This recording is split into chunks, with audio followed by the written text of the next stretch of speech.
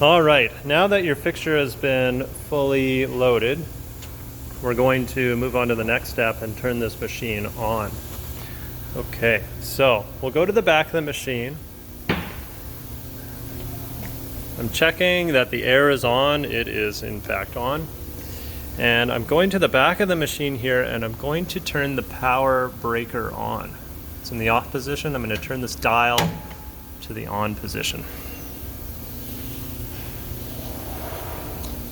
We'll make sure that the chip bin is in the right spot for collecting. Right there. Okay, and then we'll go over to the computer here and we're going to turn power on. All right, now it takes a moment to load.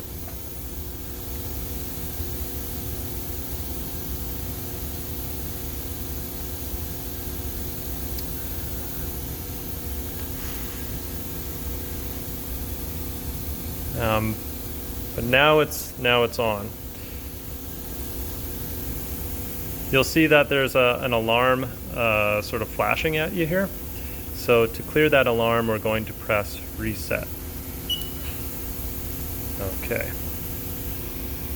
Okay, so the next step is to press power up restart. This is going to home the machine.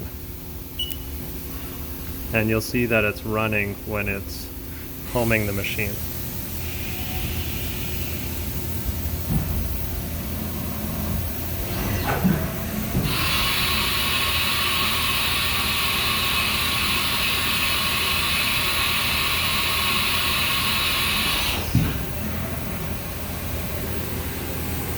All right, and so it no longer says running here.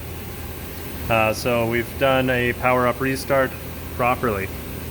So the next step is to make sure that the table is not underneath the tools, because those tools are sharp and they can cut you. So we're going to move this table in the X direction to the right.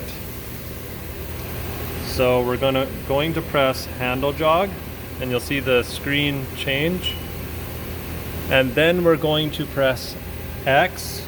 So that's going to say jogging in the X axis. And then this is your increment. So every time that I move the dial one position, it moves an increment of 1 thou. So you may have to test out which direction it's going in, either the negative or the positive. I think it'll move to the right if I go in the negative direction. And it is, it's going very slowly. All right. So since you're new to the CNC machines, I'm just going to have you move it slowly. But there is a way to jog this machine faster. But just as for a start, we will go slow.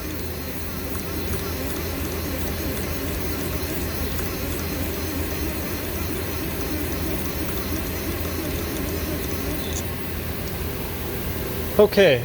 So the fixture is, or the table is no longer underneath the tools, but it is full of chips. That's not good, because our fixture is going to go on top of those chips and then it'll be sitting a little bit higher than it should, or on an angle. So I'm going to take some compressed air and I'm just going to spray it off.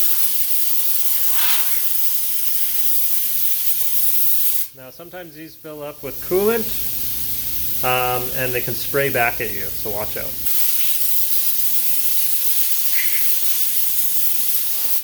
Okay, so I got all the chips off, but I still have coolant on there. I'm going to take a clean rag and I'm going to wipe down this surface.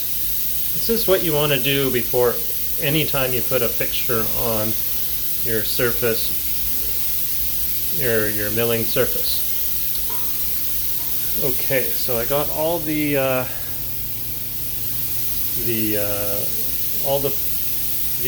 chips off, and now I'm going to put the fixture on. So I'm just going to put my phone right here, and put the fixture on.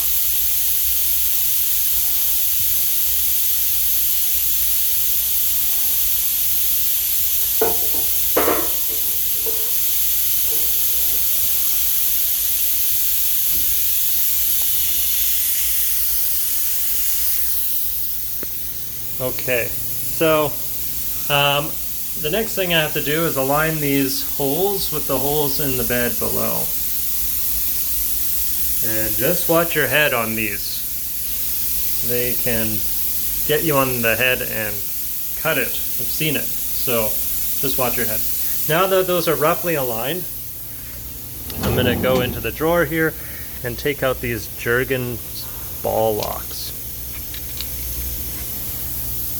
Alright, and I'm going to just drop them into location.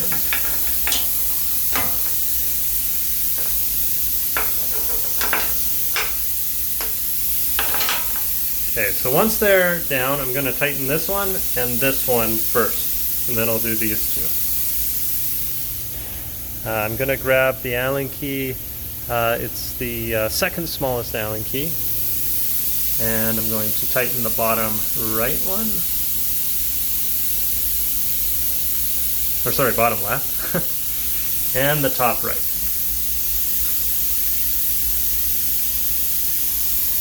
And then I'll do the other ones. Okay, now these Jogging ball locks, they are a very quick way of locating your fixture to the same place within like a couple thou every single time. So we don't have to worry about where this fixture is every single time we load it. That is a concept called SMED, Single Minute Exchange of Dies, SMED. Alright, so that's set up. Now the next thing we need to do is make sure that our offsets are correct. So you'll see a G54. Alright, you'll see a bunch of them. We only use the G54 now. This has been updated. So G54, the X is negative, well this number, the Y is this number, and the Z is this number, okay? Alright, we need to make sure that the offsets in the CNC mill are the same. So I'm going to press offset, and this is our tool offsets. These have been preloaded for you, so don't worry about those. But this one here is our work 0 offset. And so we're giving this fixture a machine location in here. So this point right here is the X, Y, Z 0 point. This surface here and these surfaces here. This is the origin of this fixture. And so we are telling that the origin of this fixture, which the parts are related to, is at this point in the X position of the machine, this point in the Y position of the machine, and this point in the Z position of the machine. So let's make sure that those are the same. So I often read it and then say it, and read it and say it, and read it and say it for each X, Y, and Z. Okay, so they match, and that's good. So this is properly set up now. I'm going to close the doors at this point, and I'm going to navigate to the program that will run these parts. So I'm going to go to List Program, and then I'm going to go to Program 30. So that's Stirling Engine All Parts. So I'll navigate with the arrows here, and you'll see the highlighted bar move up to 30. Now I haven't selected it yet. I'm just hovering over top of it, the cursor. To select it, I need to press Select Program. This is a critical step. Select Program. You'll see that now there's a star next to Program 30. And when we go to memory mode, the program is the same. And then when we go to current commands, we are in a screen now where we're able to run this program. And so we are running in current commands memory. If it doesn't say that up top, the program likely won't run. So you'll press memory and then current commands, and it'll bring you to this screen. Okay, so we are ready to run this program, all right? But this is likely your first time running this program. So we're gonna run slow. We're gonna go at 5% rapid, and you'll notice that it'll indicate that you're running it at 5% rapid, right there. Okay, we will speed up to 100% rapid, but once we know that the machine is working properly.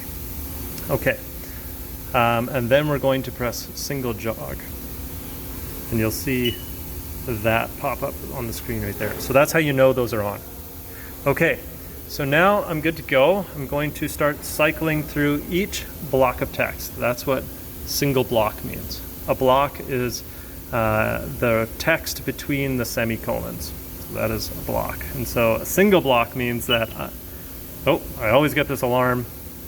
The machine is not cold. We've run it recently, so I'll press cancel. All right. And then I'm going to go through each block of text. Now, anything in a comment or in between brackets is just a comment. And that's saying that tool 10 is a spot drill. All right, and so that's important for the user to know so that the right tools are in the correct location of the carousel. Now that's all been preloaded, so don't worry too much about that. Okay, so now we're actually getting into G code, and we can tell because there are no comments, there's no brackets, all right? And so these aren't always a move position. This is just setting, a setting in the computer. So G20 is using inch coordinates, all right? So and that's what we want to do. So you'll learn more about G code. I'm not going to go through it in detail in this video. Okay. All right. So this S6122 MO3 just told the spindle to start moving. All right. Now we are running in 5%, so everything is going to be moving quite slowly. And I'm going to press cycle start when this light starts to blink. That's how I know a block of text, G code, has been complete. So it's blinking. I'm going to press the next operation. And so we're just going to evaluate where this tool is located, and it should be just right above the balancer hub that does not have any bores in it. All right, so that looks like it's in the right location. Okay, at this point, I'm going to press 100%. You'll see that 5% rapid is no longer there. I'm going to press single block. All right, and then I'm going to press cycle start to make it run. Okay. If it didn't go to that position right above the balancer hub, then we need to you need to come get your instructor. Okay, so I'm going to press cycle start here, and I'm going to keep my thumb on feed hold just to be sure. Feed hold will stop the machine at any time. The emergency stop will also stop the machine at any time, but this will kill the program, and you'll have to restart the program. So if it really is an emergency, press that. But if you're just curious or maybe somewhat cautious and you just want to pause the program, you can press feed hold. Okay, so I'm going to press cycle start now, and it's going to start running at 100%.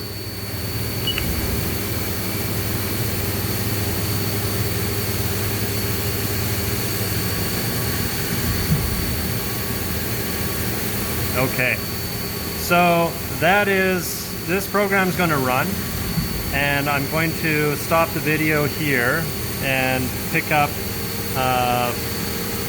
again when this program is fully complete.